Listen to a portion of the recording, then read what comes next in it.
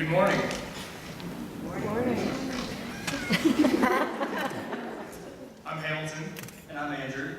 And to be fair, Katy Beth asked us to introduce us in front of all of her friends, knowing full well what she was getting herself into. The truth is, Katy Beth is the angel child of the family. She's funny, sweet, she's loving and caring. Anybody that knows her knows that she's freakishly smart. Most of the time. Anyone who knows her also knows that they wouldn't be too surprised to find out she's locked herself inside of her own car. For 17 years, Hamilton and I have been making lists of all the stories we can tell to embarrass her. Those lists started to get a little too long, though. So what we've found throughout the years is that with every adorably stupid thing that she does, we're never there to laugh at her, we're there to laugh with her.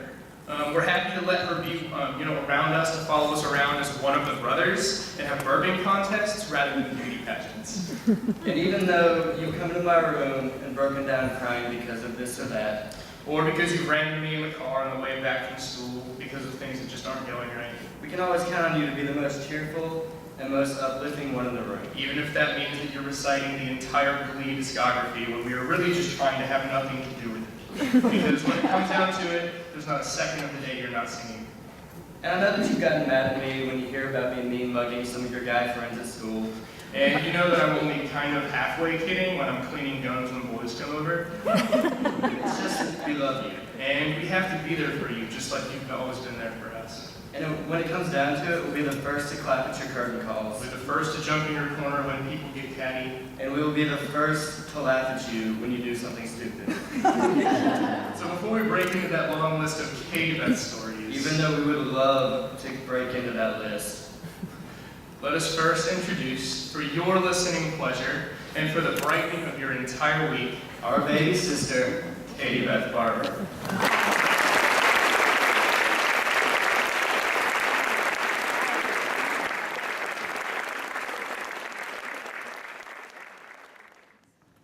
Thank you, Hamilton and Andrew, for that oddly sweet and not as embarrassing as I thought introduction. I love you guys more than you know. And thank you for all of my guests for coming, whether or not you were already at school or made your way here. I can't express how thankful I am. Beauty, acceptance, confidence. What do these have in common? The fact that I've struggled with them my entire life. I know you've heard it 1,000 times that your inside shows the real beauty, not the outside. But how easy is that to believe when the media is all about looks?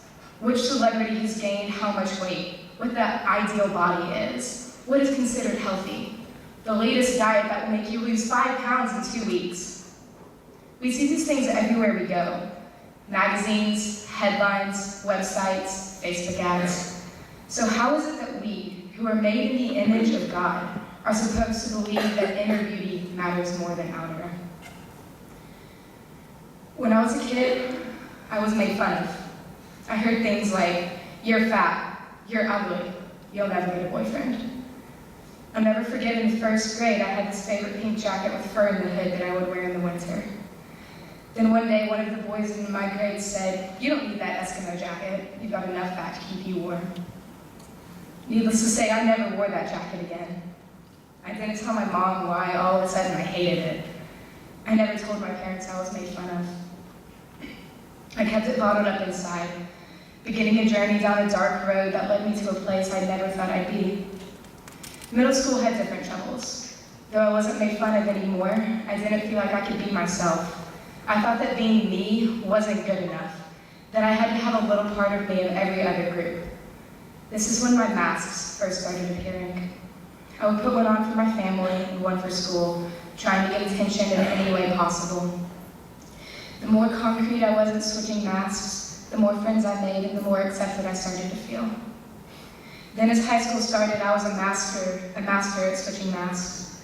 I had one for the popular girls where I would cuss and swear to seem cool, one at home where I was more reserved and seemed all put together, one with each different friend I had, one when we were all together, one with my brothers and one at church. It got to the point where I was lying to everyone all the time in order to feel accepted and loved by anybody and everybody. But what I couldn't see through my veil was the hurt I was inflicting on not only myself, but my friends. I would constantly put myself down, fish for compliments as so many girls do. I subconsciously compared myself to other girls, convincing myself that I was completely worthless. I hated myself. I hated how much I ate, how I felt, but most importantly, I hated how I looked and how much I weighed. The teases from my past haunted me, and every time I looked in the mirror, I wanted to cry. There were so many gorgeous girls around me, and I didn't seem to fit in with any of them. My only escape from this mindset was singing in theater. I made a name for myself through my hard work and dedication. I felt and still feel alive when I walk on the stage. It's my home, the place where I feel most accepted and appreciated. But some people didn't appreciate all that I've done. Though I had the honor of being Tracy in Hairspray my sophomore year, people told me to my face that the only reason I got it was because I was fat. They didn't see how hard I worked. They didn't see how much that hurt me. Whatever their reason was, some people made it their goal to bring me down, crushing my dreams and what I had worked so hard to get. All I really wanted was to prove that I could do things right, so that when I looked in the mirror, I would see somebody worthwhile. Soon after my sophomore year, I lost everything. I lost my friends, I lost myself, my religion, and even my brothers were going to college. It was at this point, when I was at the lowest valley in my life, that the only place I could look was up.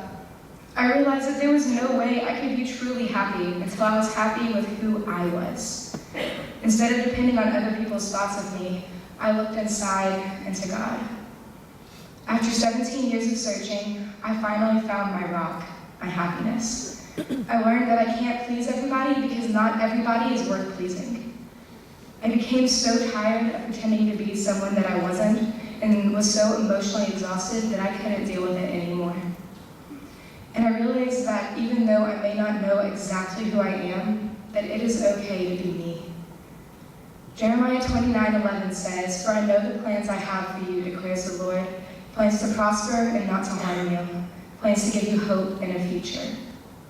I used to ask why me, and blame God for all the different situations that I've had to overcome, but now I thank Him. All of the struggles that I've faced helped me become the woman that I am today, a woman who is far from perfect, but perfectly content with that. I know that I am fearfully and wonderfully made by an all-powerful, omniscient God. So I stand before you today, Catherine Elizabeth Barber, a singer, an actress, a student, a friend, a daughter, a new creation. No more masks, no more hiding my feelings or keeping them bottled up inside. No more searching for acceptance or compromising who I am to get noticed or make friends. I am here before you, standing in the beauty that God has made me today.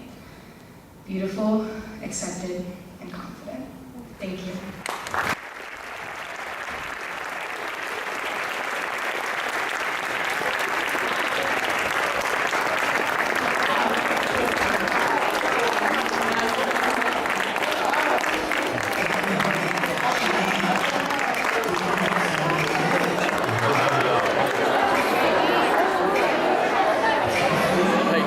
Pick the Michael Jackson song? Yeah. That's pretty good. The only reason I know that is because she said, "Oh, I gotta bring my CD."